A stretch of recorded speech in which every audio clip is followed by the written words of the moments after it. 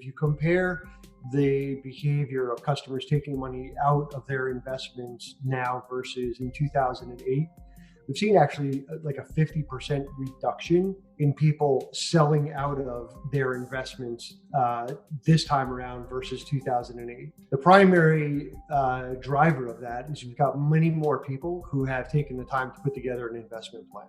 So our data shows us that we generally have three types of investors in these types of markets.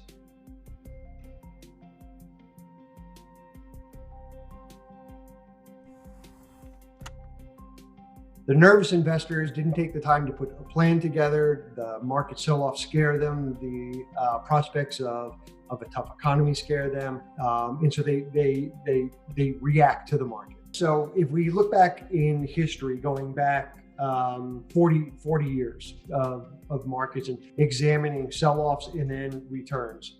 If you miss the 5 best days, the return on your portfolio will be close to 30% lower than if you had stayed invested. If you miss the 30 best days, and again, we're talking about a 40-year period, 30 of the best days over 40 years, 70% less return on your money. Now, it's understandable that people get nervous, they get shaken, especially if you're new to investing. If you grew up coming out of the Great Recession of 2008, you saw family members really struggle. You saw people get very concerned about the market. Their 401ks came, down.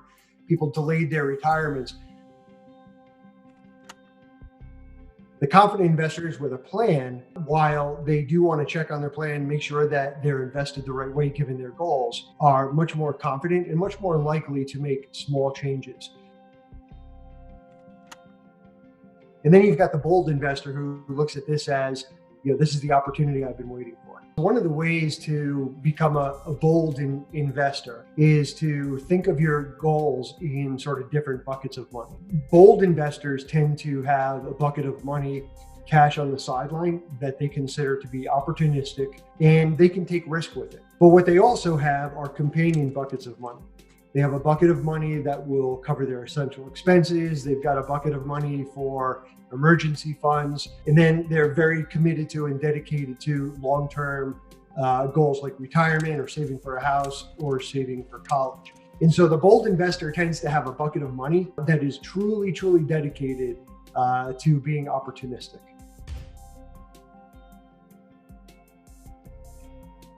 Invest in you. Ready, set, grow. CNBC and Acorns.